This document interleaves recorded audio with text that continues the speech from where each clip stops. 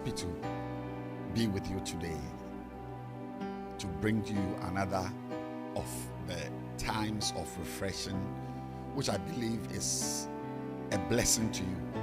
I want to ask you to share the videos, let others watch and be greatly encouraged in their walk with the Lord. I've been sharing from the book How You Can Become a Strong Christian by Bishop Dagbert Mills, and in the previous episode we began to look at how to be fruitful, because fruitfulness is a way, is a virtue towards becoming strong in the Lord. When you bear fruit as a Christian, it contributes to your strength as a believer. Fruitless Christians are weak. And so we have been looking at how to bear fruit, how to be fruitful. And we looked at the first way to be fruitful, and that is by having spiritual goals. Spiritual goals. Desiring to do more for the Lord. I know you have academic goals, you have a goal to build a house, your business targets, and so on. But you must also have spiritual goals. Desire to pray more. Desire to be a teacher of the word.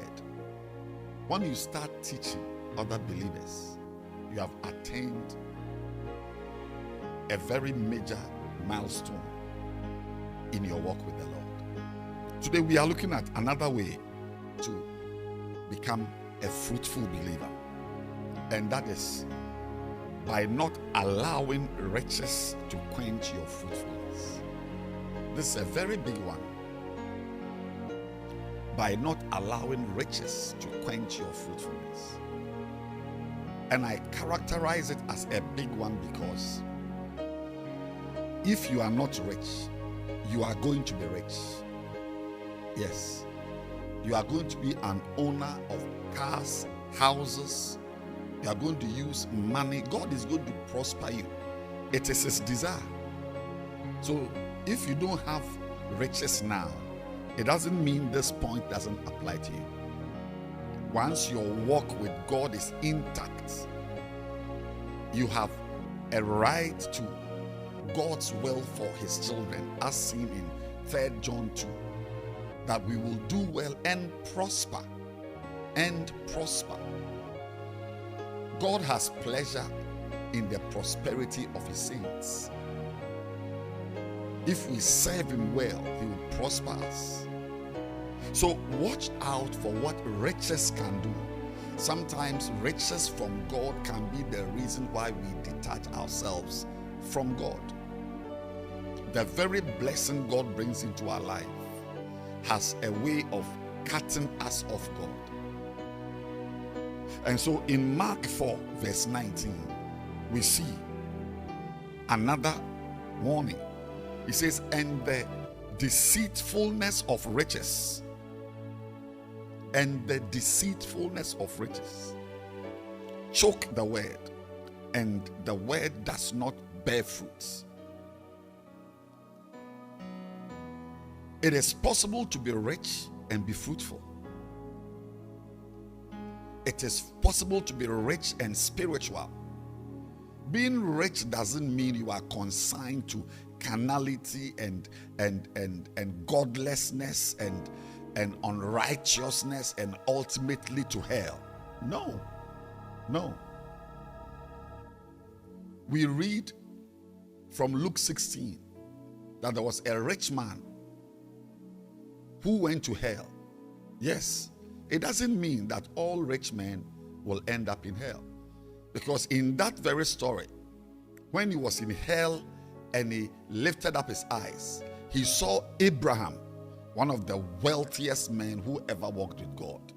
He saw Abraham afar off in heaven. So there's a rich man in hell, but there's also a rich man in heaven. You can be the second type, a rich man who is spiritual, a rich man who serves God, a rich man who is godly. And the exhortation for us to be mindful of the power of riches to quench our fruitfulness must be heeded. It's very important. Maybe you are watching, you are already rich in other things.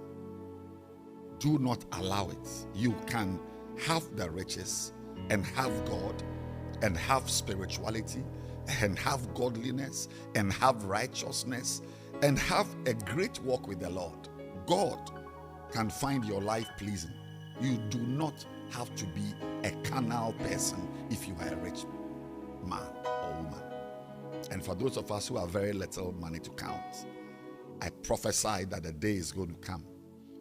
You will stand and sit with the wealthy, that God's prosperity will express itself in your life.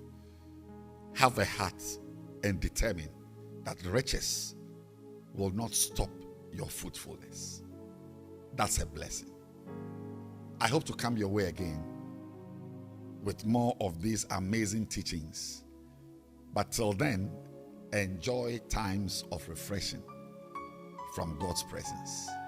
God bless you.